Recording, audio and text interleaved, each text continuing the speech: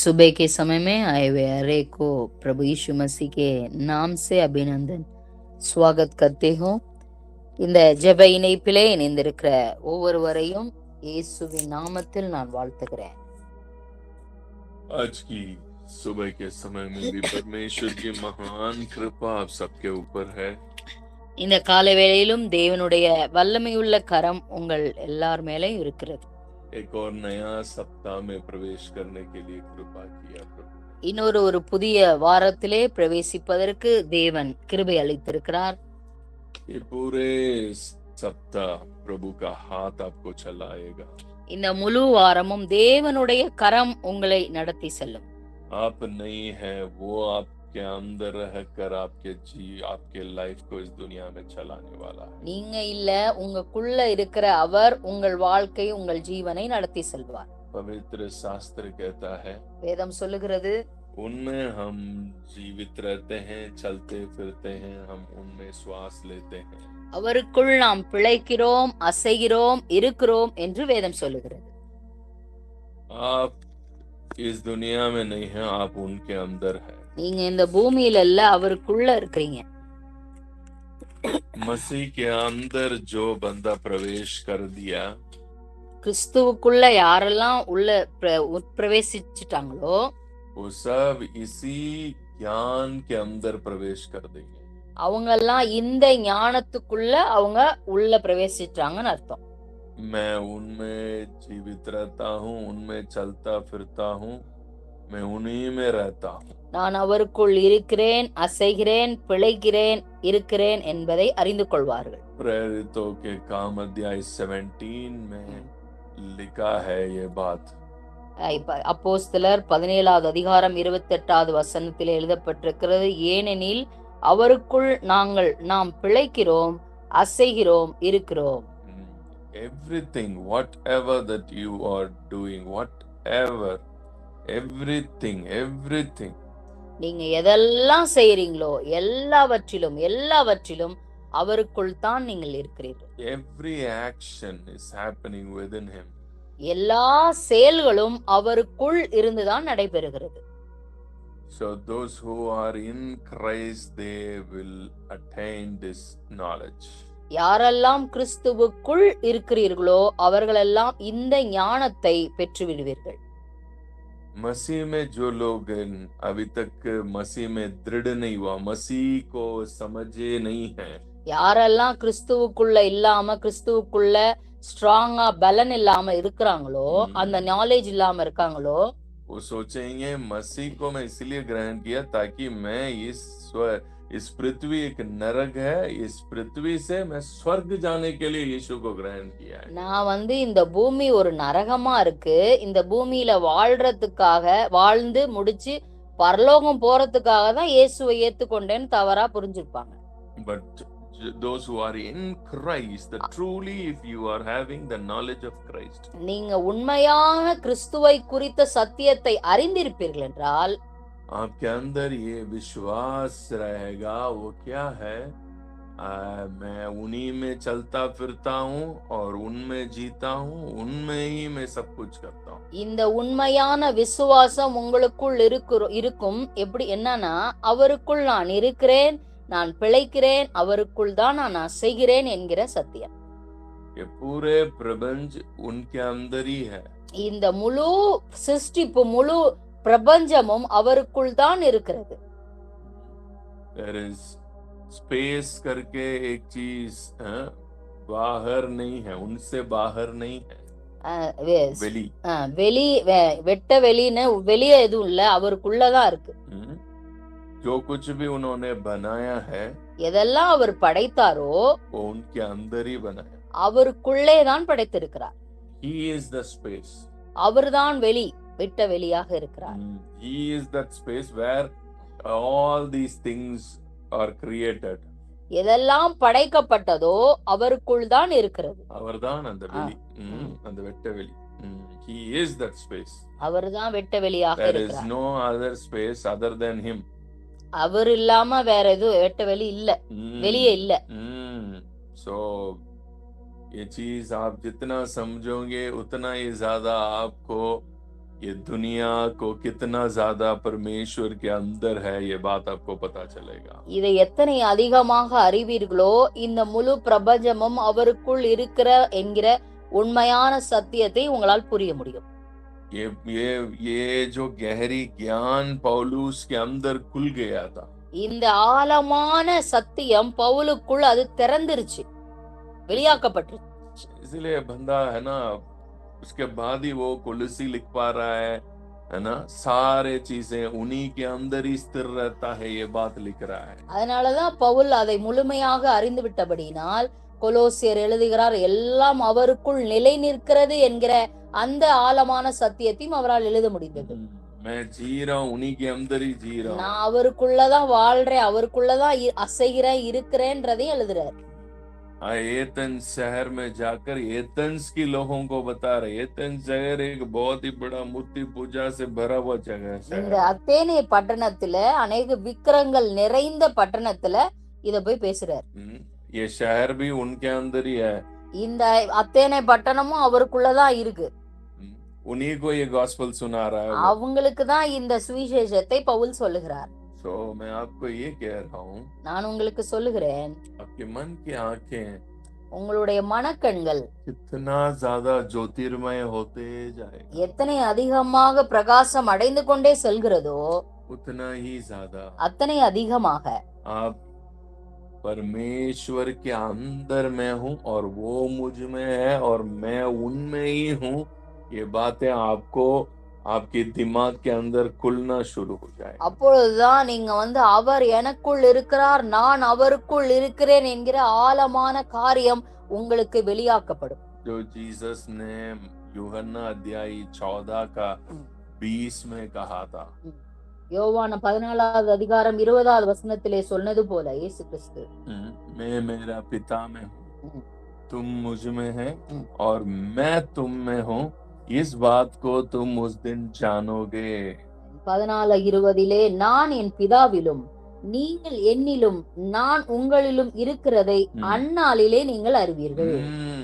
उस दिन तुम जानोगे, அந்நாளிலே நீங்கள் அறிவீர்கள். अब अभी भी वही स्टेट में ही है, बट अब आप लोग जानने के स्थिति में है नहीं है। நீங்க அங்கதான் இருக்கீங்க, ஆனா அறியக்கூடிய நிலையில நீங்க இல்ல. अभी भी है, ஆனா இருக்கீங்க, இப்பயும் இருக்கீங்க அங்கதான். यीशु मसीह वही बोल रहा है वो 14 का 20 में। அதனாலதான் அங்க யோவான் 14:20 இயேசு கிறிஸ்து சொல்லுகிறார், ये नहीं है बाद में उस स्थिति में आने वाले, मैं मेरा पिता में हूँ, तुम मुझ में, मैं तुम में, ये स्टेट में आप लोग अभी आने वाला नहीं है, फ्यूचर में आने वाले लोग नहीं है, अभी भी वही है। நான் என் பிதாவிலும் நீங்கள் என்னிலும் என்றத நீங்க அப்புறமேல நீங்க வருவீங்க, அப்புறமேல நீங்க அறிஞ்சு இது பண்ணுவீங்க, இது அப்புறம் தான் நடக்க போகுதுன்றது கிடையாது. ये ऑलरेडी ऐसा ही चल रहा है दुनिया, அப்படிதான் நடக்குது இந்த முழு உலகமும். उन्हीं में ही है, அவருக்குள்ளதான் இருக்கிறோம், उन्हीं में ही है, அவருக்குள்ளதான் இருக்கிறோம். बट हम इस बात को समझ नहीं पा रहे क्योंकि हमारे ज्ञान है ना, हमारे अंदर आत्मा जो है सूख गया, हमारा आत्मा जो है ना शरीर के अंदर बंध गया, इस बॉडी के अंदर बंध गया। ஏனென்றால் இந்த ஞானத்தை அறியாமல் நம்முடைய மனமானது சரீரத்தோடு அது இணைக்கப்பட்டு அதுல மாட்டின்றதுனால இந்த ஞானத்தை நாம் அறிய முடியவில்லை. our heart and mind is totally है ना, ये शरीर के अंदर, ये शरीर में बंदी हो चुका है। உங்க மைண்டும் உங்களுடைய இருதயமும் சரீரத்துக்குள்ள அது சிறைப்பிடிக்கப்பட்டிருக்கிறபடியால் இந்த ஞானத்தை நீங்கள் அறிய முடியவில்லை. इसलिए पौलुस रोमियो के किताब अध्याय 7 में कहता है, அதனாலதான் பவுல் ரோமர் 7வது அதிகாரத்திலே, मैं अभागा मनुष्य हूँ, कौन मुझे इस मृत्यु की देह से छुड़ाएगा। நான் நிர்பந்தமான மனுஷன், நான் இந்த மரண சரீரத்திலிருந்து யார் என்னை விடுதலையாக்குவார் என்று பேசுகிறார். अभागा मनुष्य हूँ, நிர்பந்தமான மனுஷன், अभागा मनुष्य हूँ।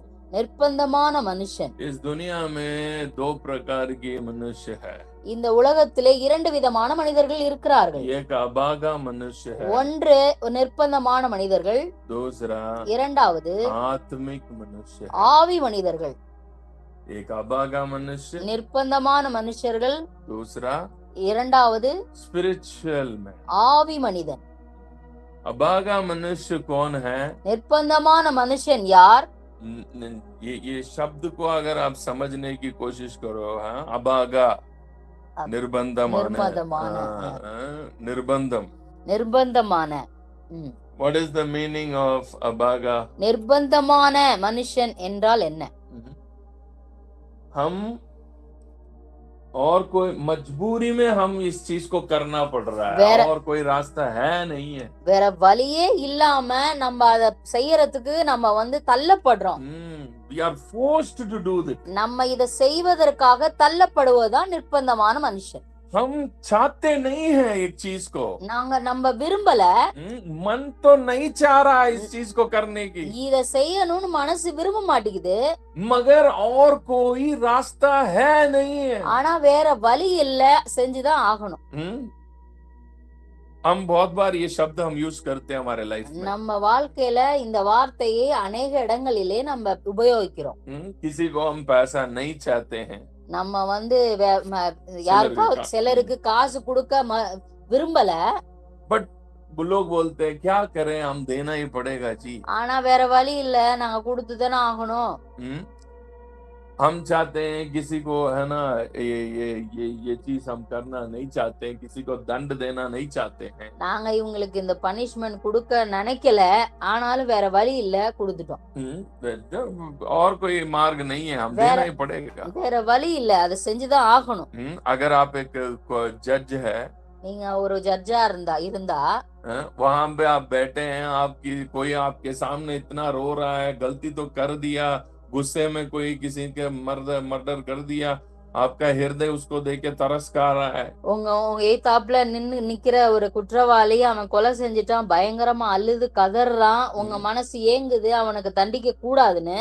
बट आप जो सीट में बैठे हैं, நீங்க ஒரு சீட்ல உட்கார்ந்திருக்கீங்க, वहां पे आप तरस नहीं दिखा सकते, அங்க வேற வழி இல்ல, அங்க இரக்கம்லாம் காட்ட முடியாது. ये वो पनिशमेंट प्रूव हो गया, அங்க பனிஷ்மென்ட் அங்க ப்ரூவ் ஆயிடுச்சு, நிரூபிக்கப்பட்டுருச்சு, गलती प्रूव हो चुका है, அங்க செய்த தவறு அங்க நிரூபிக்கப்பட்டுருச்சு. अब आप क्या करेंगे वहां पे? அங்க போய் நீங்க என்ன பண்ண முடியும்? आप वहां पे उसको दंड देना ही पड़ेगा, वहीं पे आप क्या हो जाते हैं, अभागा मनुष्य है, அங்க வேற வழி இல்ல, நீங்க தண்டனை கொடுத்துதான் ஆகணும், அந்த இடத்துதான் நிர்பந்தமான மனிதராய் நீங்கள் மாறுகிறீர்கள். Same way Paul is explaining his life before Christ. Pavul இங்கே விளக்குகிறார், கிறிஸ்துவுக்கு வருவதற்கு முன்பாக அவர் எப்படி மாட்டியிருந்தார் என்பதை அவர் விளக்குகிறார். Before my life, before Christ, मैं एक अभागा मनुष्य हूँ, यही बता रहा है वो. நான் கிறிஸ்துவுக்குள் வருவதற்கு முன்பாக நான் எப்படி இருந்தேன் என்பதை விளக்குகிறார். मैं अभागा मनुष्य हूँ, நான் நிர்பந்தமான மனுஷனா இருந்தேன் என்று சொல்லுகிறார். आप अपने आप को जांच के देखो, जो कोई भी मेरे वचन को आज सुबह सुन रहे हैं, आपकी जिंदगी क्या जिंदगी आप जी रहे हैं, आजादी की जिंदगी जी रहे हैं या अभागा की जिंदगी जी रहे हैं? நீங்க என் சத்தத்தை கேட்டுக்கொண்டிருக்கிற நீங்கள் ஒவ்வொருவரும் உங்களை சோதித்து பாருங்கள், நீங்கள் நிர்பந்தமான மனுஷனாய் இருக்கிறீர்களா, இல்லை என்றால் நீங்கள் ஆவி மனிதர்களாக விடுதலையாக்கப்பட்ட வாழ்க்கை வாழ்கிறீர்களா என்ற. There are two lifestyle, one is अभागा मनुष्य की जिंदगी, दूसरा आजादी का जिंदगी, अभागी और आजादी. நீங்க நிர்பந்தமான மனிதர்களா இருக்கிறீர்களா, இல்ல விடுதலையாக்கப்பட்ட மனிதர்களாக இருக்கிறீர்களா என்பதை நீங்கள் சோதித்து பாருங்கள். कौन है वो according to Paul, who is that अभागा मनुष्य, कौन है वो? நீங்க பவுலை பொறுத்தவரையில் அவர் என்ன சொல்ல வருகிறார், நிர்பந்தமான மனுஷன் யார் என்பதை சொல்லுகிறார்.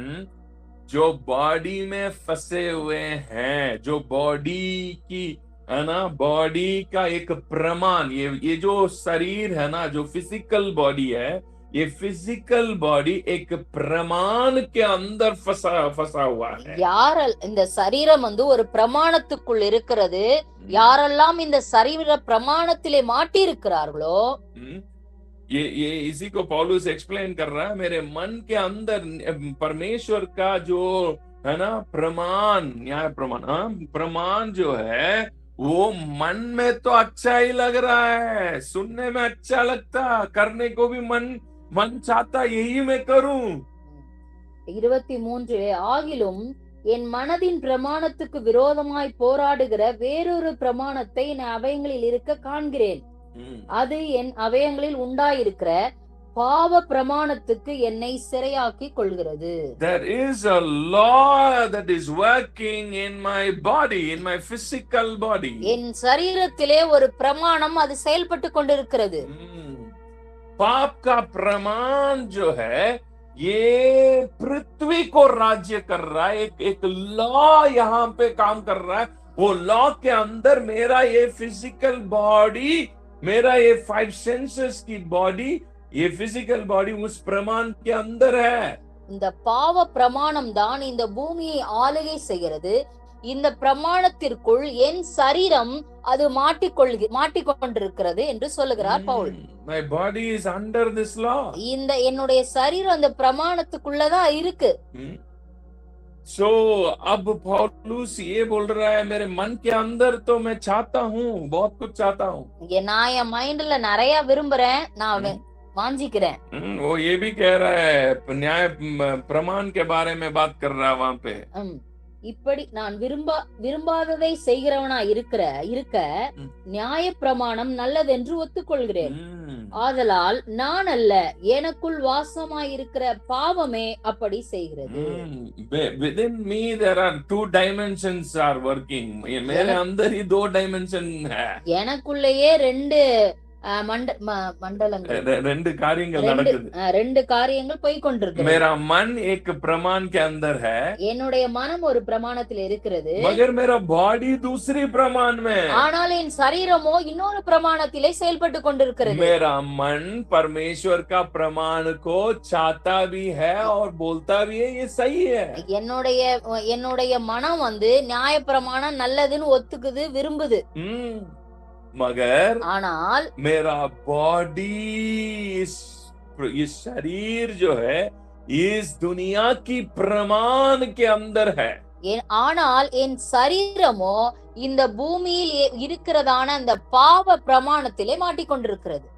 अब पौलुस अपने आप को समझ रहा है, मैं एक अभागा मनुष्य हूँ. அப்பொழுதுதான் பவுல் தன்னை அடையாளம் கொள்ளுகிறார், நான் ஒரு நிர்பந்தமான மனுஷன் என்பதை அடையாளம் கொள்ளுகிறார்.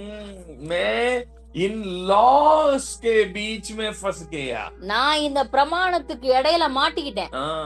मैं कौन हूँ, मैं कहाँ हूँ, நான் அங்க எங்க இருக்கேன், எங்கேயுமே இல்ல அப்படின்ற மாதிரி இருக்கு. நான் எங்க இருக்கேன், मैं ये लॉस के बीच में फंस के मैं अपने आप को अभी मैं जो है ये सब में बंदी होके बैठा हुआ हूँ. நான் இந்த பிரமாணங்களுக்கு இடையெல்லாம் மாட்டிக்கிட்டு நான் சிறை கைதி மாதிரி உட்கார்ந்திருக்கேன்.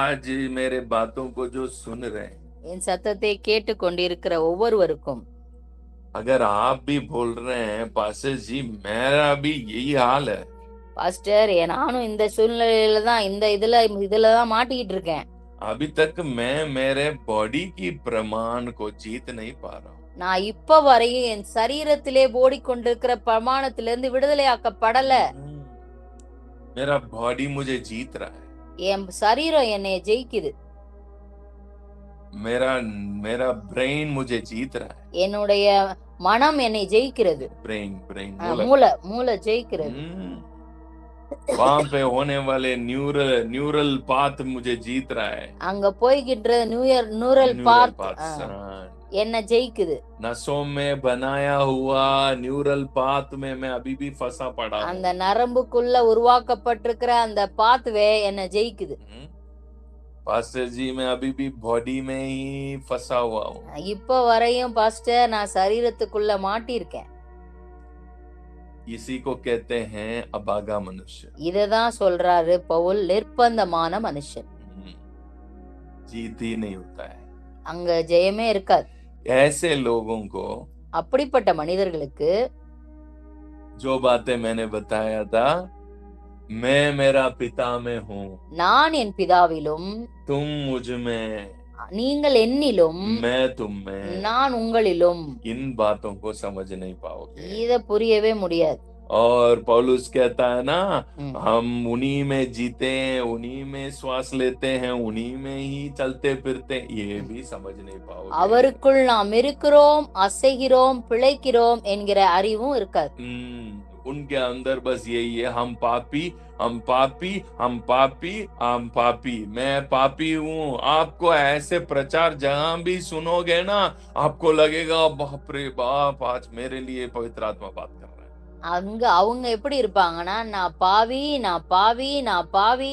எங்கேயாவது சபையில நீங்க பாவி அப்படின்னு சொன்னாங்கன்னா அப்படியே ரொம்ப சுகமா இருக்கும். ஆமா ஆமா நான் பாவிதான் அப்படின்றீங்க. क्योंकि है ना, मैं तो ये बॉडी को जीत नहीं पा रहा हूँ ना, ஏன்னா நான் இந்த சரீரத்தை ஜெயிக்க முடியலல்ல, ये प्रमाण में फंसे पड़ा हूँ। இந்த சரீரத்துக்குள்ள இருக்கிற பிரமாணத்துக்குள்ள நான் மாட்டிக்கொண்டிருக்கிறேன். And there are so many preachers in this world, they just preach only these things. शरीर की प्रमाण में तुम फंसे पड़े हैं तो तुम अभी भी पापी है, पापी है, पापी है, पापी है, इसी को प्रचार करने के लिए दुनिया भर की प्रचारक पड़े हुए हैं। இந்த பூமி உலகத்துல முழு நிறைய பேரு நீ பாவி, நீ சரீர பிரமாணத்துக்குள்ள மாட்டி இருக்கிற, நீ பாவி, நீ பாவி இத சொல்லிதான் ஃபுல்லா நிரம்பி இருக்காங்க. शरीर के प्रमाण में फंसे रहना गलत है तो गलत है, मैं ये भी कह रहा हूँ, पौलुस भी यही बोलता है, मैं अभागा मनुष्य हूँ। சரீர பிரமாணத்துல மாட்டி இருக்கிறது தவறா? உண்மையா தவறுதான். பவுல் அததான் சொல்றாரு, சரீர பிரமாணத்துல, அதனாலதான் நான் நிர்பந்தமான மனுஷன் சொல்றாரு. मगर इसका मतलब ये चलिए नहीं सर। है कि हम उसी में ही फंस के हम पीसते जाएं, हमारे जिंदगी पीसते जाएं। அதுக்காக நீங்க அந்த பிரமாணத்திலே மாட்டி நசுங்கி நாசமா போறத சொல்லல. There is life in Christ.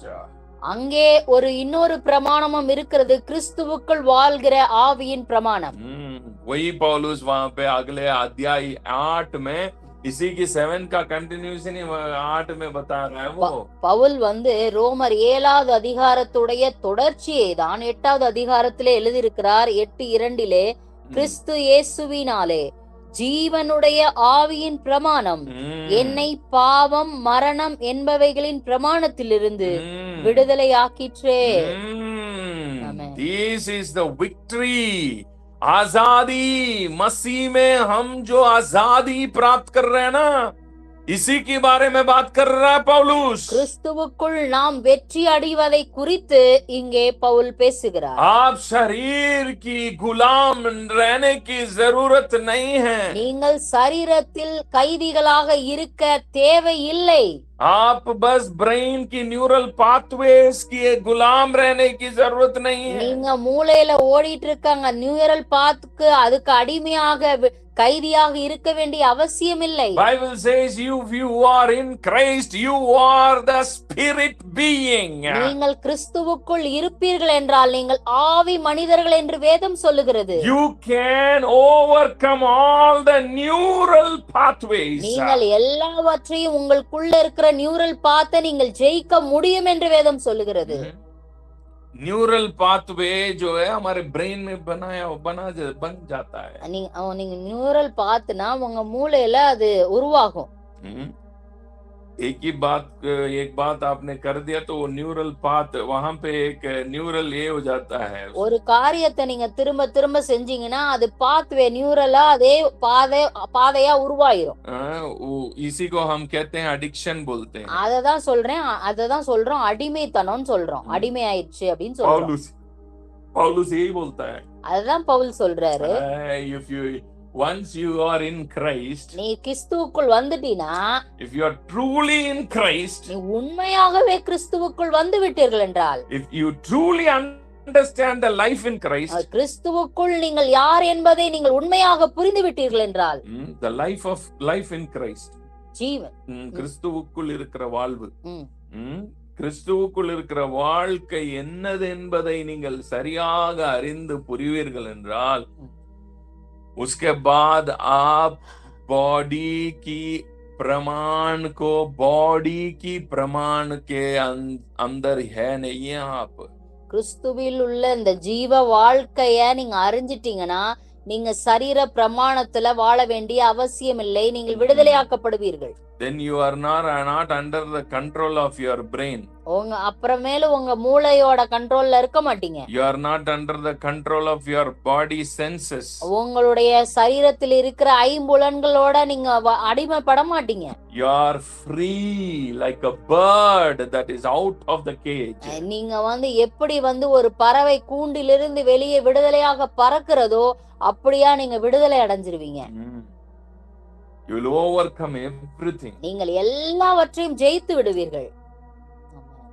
कितने लोगों को बातें समझ आ रहा है? எத்தனை பேருக்கு நான் சொல்லுகிறது தெளிவாகிறது?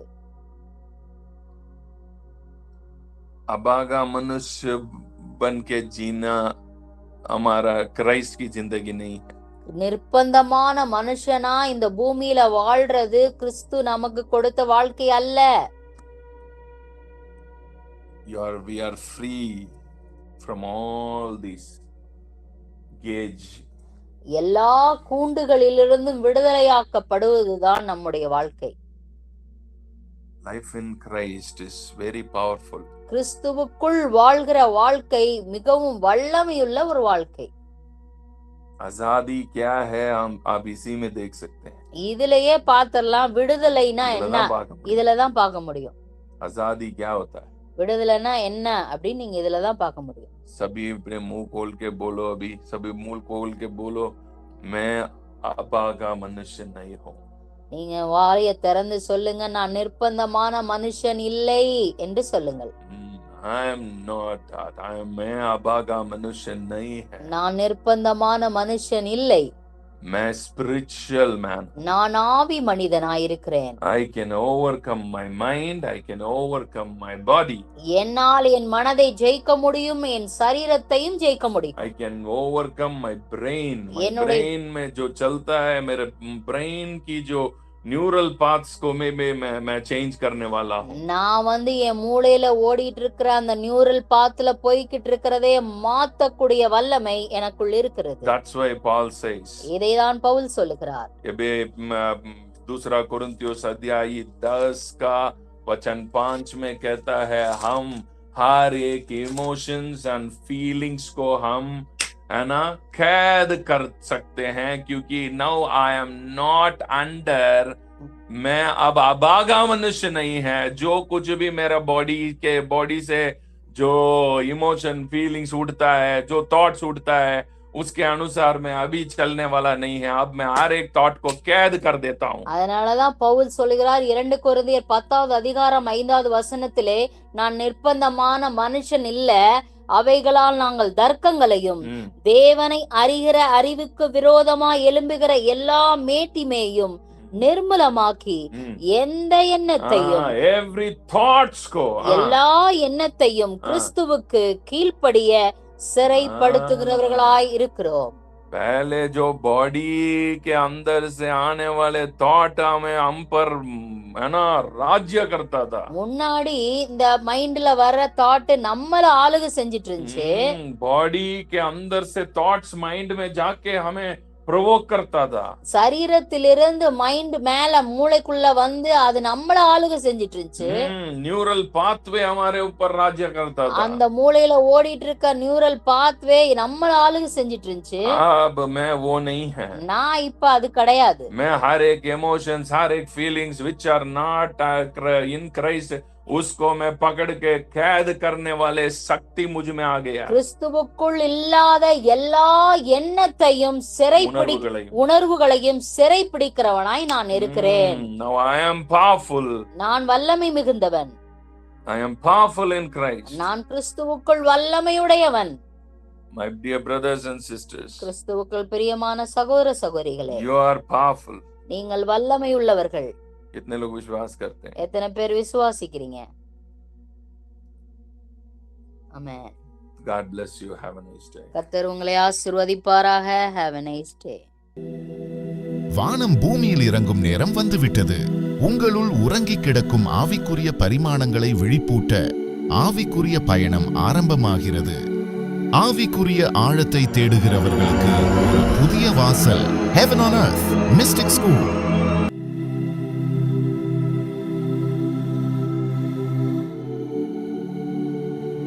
நீங்கள் அறியப் போவது சாதாரண காரியத்தை அல்ல, ஆழமான ஆவிக்குரிய உண்மைகள், தெய்வீக வல்லமையின் அனுபவம், வாழ்க்கையை மாற்றும் உள்ளார்ந்த பரிமாணங்கள்.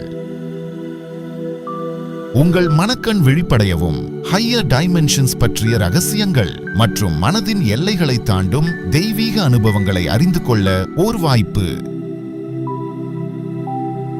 பூமியில் இயற்கைக்கு அப்பாற்பட்ட காரியங்களை அனுபவிக்க என்ன செய்ய வேண்டும்?